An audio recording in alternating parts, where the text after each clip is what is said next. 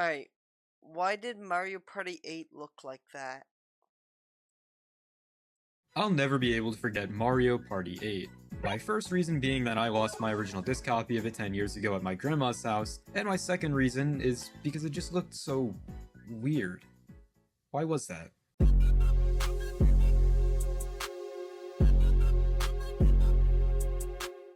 So, a few weeks ago I analyzed the aesthetic and visuals of Super Smash Bros. Brawl, mainly taking note of how oddly realistic the game looked. Compared to Oh, its this is the predecessors same and even the person. following entries in the series, Brawl stood out like a sore thumb for its strikingly realistic visual style.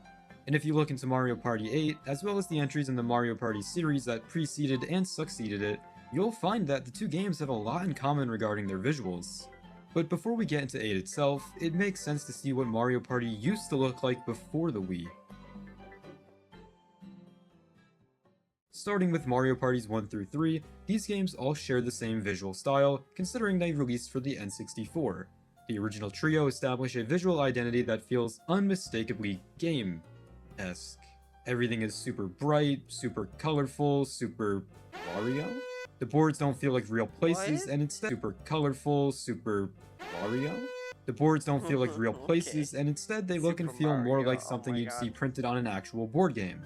In Mario Party 1, you get big birthday cakes, a canyon with colorful rocks, a Bowser-themed volcano, among other maps. In Mario Party 2, you get a horror land, a space land, and in Mario Party 3, you get boards like a haunted cave and a very cartoony forest. I feel like the reason why these games all looked so game-like, and yes, I know how stupid and dumb that even sounds for me to say, is Game because of how like is simplistic the crazy. visuals were. Grass is They just look flat like a game, green, water guys. is just blue, and a lot of the decorations and objects on the board kind of just feel placed there, rather than everything feeling like a real-world location. Like I said, very reminiscent of an actual board game. There's also not much going on with lighting or textures, which honestly works in its favor. Yes, this was the N64 we're talking about, so not a lot really could be going on with textures, but still, what I'm trying to say is that most of the locations in these first three games feel like they'd fit right into the Mushroom Kingdom somewhere. And as the Mushroom Kingdom would evolve and Mario Party would jump from N64 to GameCube, I feel like the boards followed this same philosophy.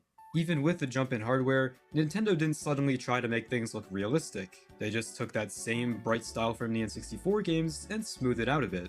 You can see it immediately in boards like Toad's Midway Madness or Goomba's Greedy Gala in Mario Party 4, as they're a little more lively and detailed compared to anything on the N64, but they still feel They like never themed really board game spaces changed rather than much real when making locations. these new I'm talking a lot games, about real huh? locations, and you'll see why in a little bit.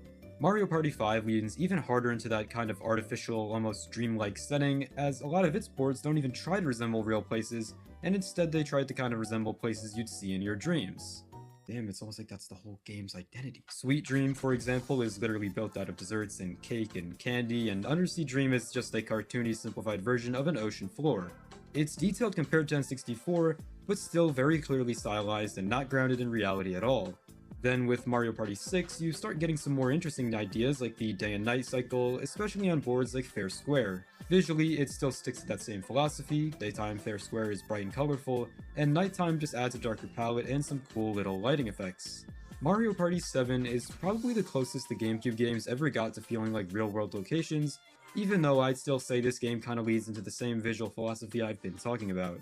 I could see the argument that boards like Pagoda Peak or Neon Heights look like they're trying to be more realistic, but like, bro, if you look at Pagoda Peak for more than like 5 seconds, tell me that shit doesn't look straight out of Temple Run 2. Across all four of these GameCube Mario parties, the visuals and textures and stuff do get better, but they're never the focus. So even though the hardware improved a lot from N64 to GameCube, Mario Party never really chased realism. So then when Mario Party 8 dropped, yeah, what what happened? There's a few things I want to talk about regarding Mario Party 8's visuals. One is how the boards changed, two is the minigames and menus and stuff, and three is whatever the hell was going on with the extras zone.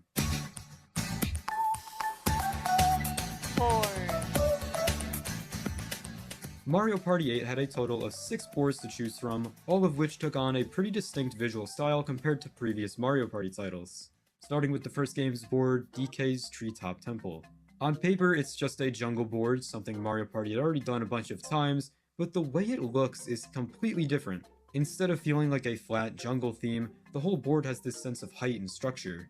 If you compare that to something like Towering Treetop from Mario Party 6, the difference is pretty obvious. Towering Treetop is still vertical in concept, but visually it is a lot simpler. The paths are clean and clearly separated, the tree itself is bright, relatively simply textured, hell, the thing has a smiley face on it.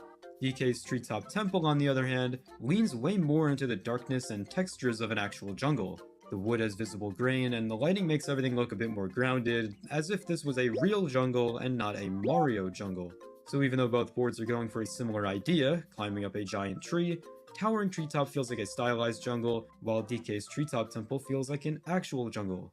Mario Party 8's next board, Goomba's Booty Boardwalk, is where I feel like I might drop a bit of a hot take, or maybe a cold take, I don't know, but like, man, this board just looks like bad. Revisiting Mario Party 8 for this video really made me realize just how much better this game looked to me as a kid compared to now.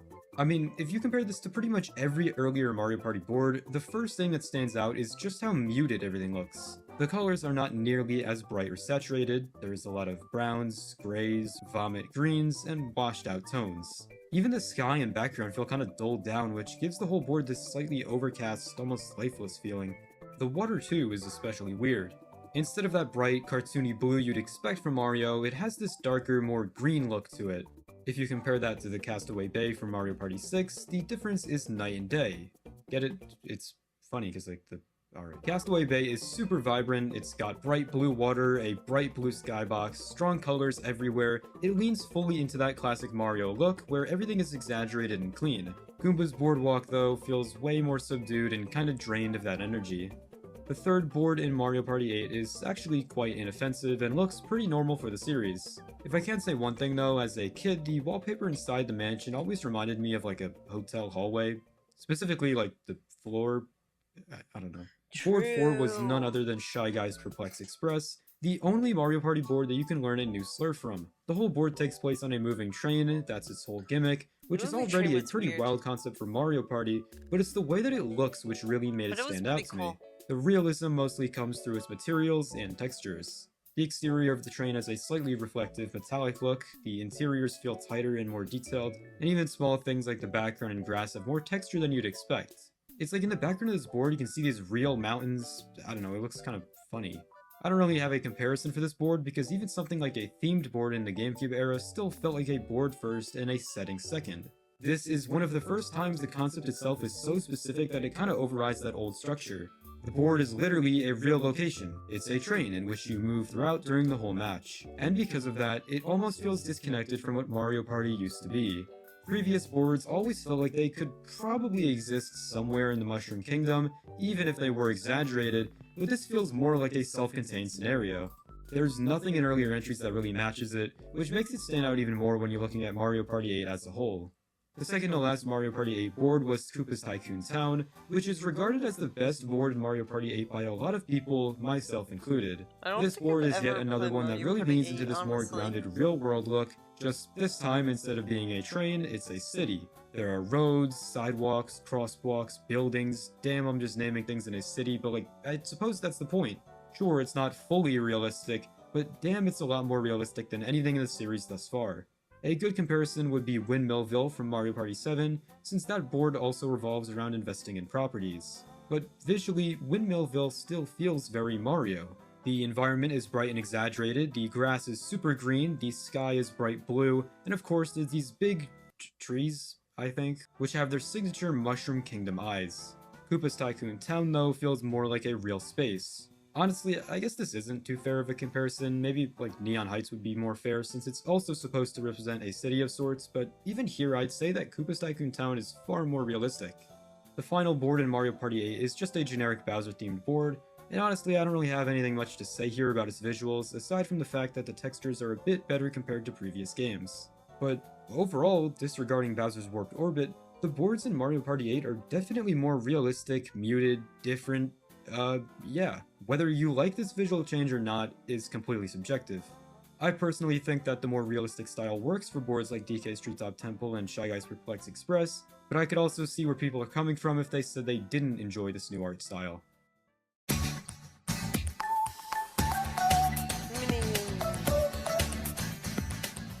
The menu and the minigames in Mario Party 8 are another way that the developers showed off this new visual direction the game was taking on.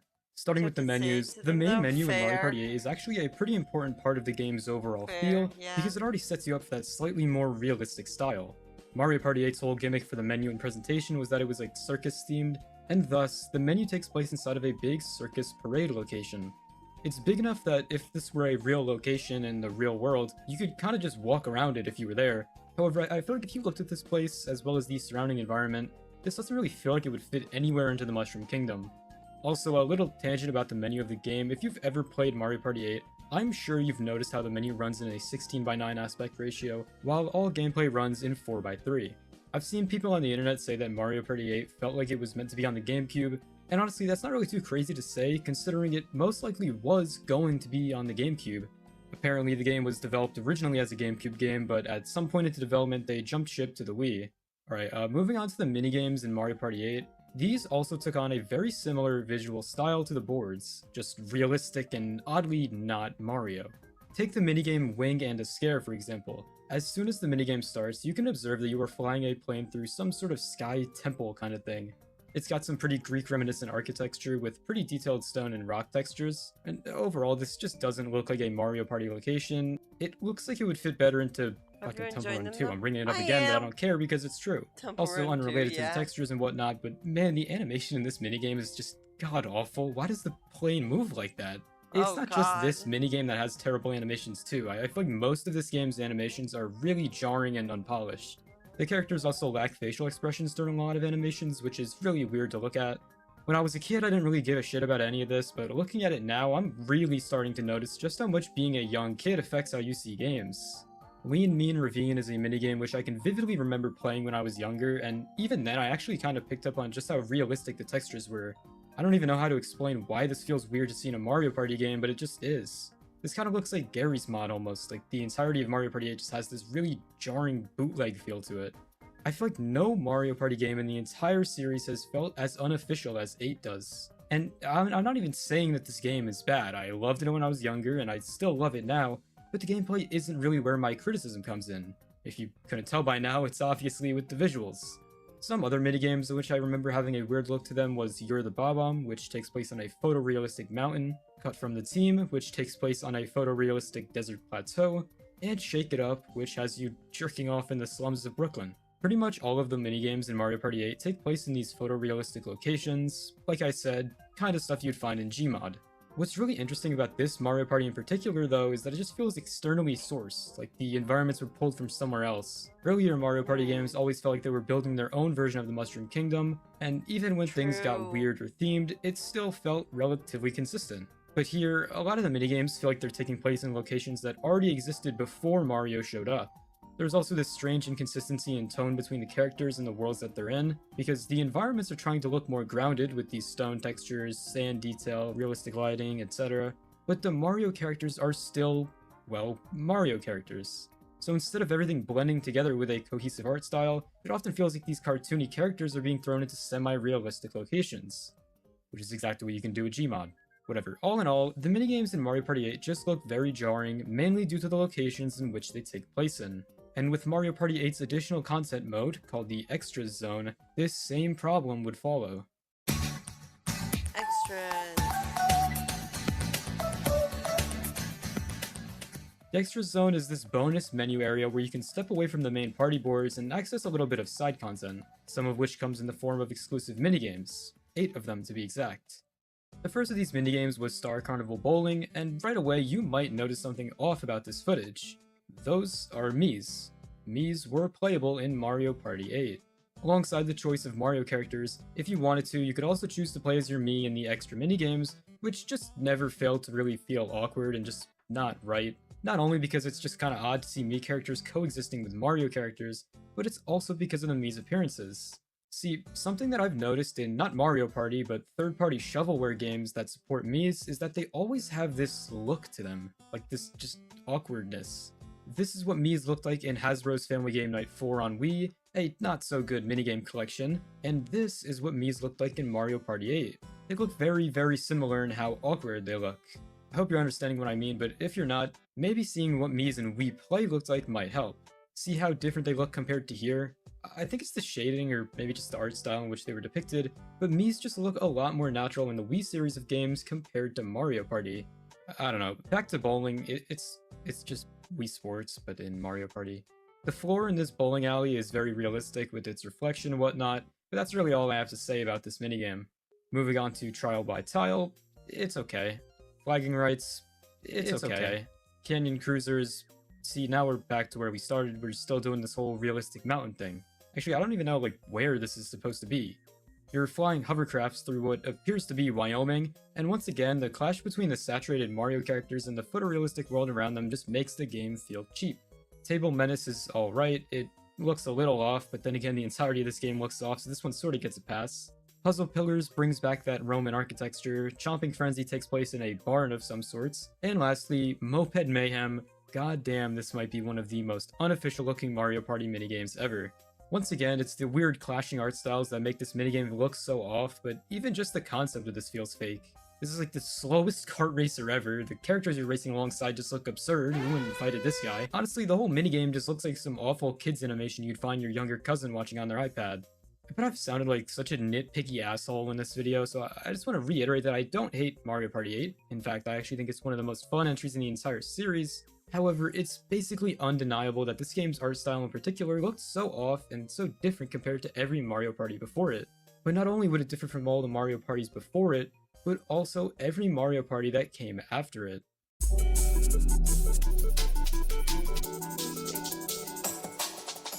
After Mario Party 8, the series pretty quickly backed away from this weird realistic look. Immediately starting with Mario Party 9, everything feels a lot more cohesive again. This was the first Mario Party game to not be developed by Hudson Soft, and say what you want about the gameplay, but looking at Mario Party 9's visuals alone, it's honestly pretty strong. The environments are still detailed, but they do go back to being bright and colorful, rather than looking like they were pulled out of GTA. Look at the grass in Mario Party 9, and now look at the grass in Mario Party 8. Look at the water in 9, now look at the water in 8. See what I'm getting at? The visuals in Mario Party 9 were very much their own thing, but it's a lot more comparable to something like Mario Party 7 rather than 8. The minigames also took place in actual Mario-looking locations, which is probably why this game feels just more official than 8, despite them both being officially licensed Mario Parties. Then, with Mario Party 10, the visual direction seen in 9 gets pushed even further, just now in HD. I feel like this game was where the standard art style for Mario Party moving forward was really established. If you take a look at Mario Party 10 and compare that to one of the Mario Parties on Nintendo Switch, you'll notice that their art styles are practically the same, except the Switch games just have better lighting and textures because of the more powerful hardware. This is simply a theory of mine, but I feel like the reversion back to a cartoony art style with Mario Party 9 could be due to the success of New Super Mario Bros. I'm not even just talking about Mario Party here, but the entire Mushroom Kingdom as a whole was definitely a lot more realistic looking back in the GameCube era compared to the Wii and DS era. In Mario Golf Toadstool Tour, this is what your standard grassy golf course looked like. Visually, it's pretty reminiscent of just about any other golf game on the GameCube and competing systems. Now, if you look at the next released Mario Golf game in the series, Mario Golf World Tour, a standard grassy course here looks much more vibrant and cartoony than here, and I personally think that New Super Mario Bros. Is to blame. Immediately after the DS and Wii games both introduced this new style to the franchise, and then went and sold outrageous numbers, this vibrant art design was just kind of expected of the Mushroom Kingdom. And thus, Mario Party 8 would kind of be the last game ever to deliver a more realistic art style before the Mario franchise as a whole would adopt this design. So looking back, Mario Party 8 just ends up feeling like this strange outlier. Not because it's bad, but because it's the only Mario Party that really commits to a weird, semi-realistic, slightly off style. Everything before it was simpler and more abstract, and everything after it is more polished and unified. It just sits right in the middle as this weird, almost unofficial feeling entry in the series. So yeah, Mario Party 8. What did you think? Did you like its art style? Did you hate it? Let me know. Alright, before I go, shout out to all of my amazing channel members. I love y'all. I'll see everybody soon.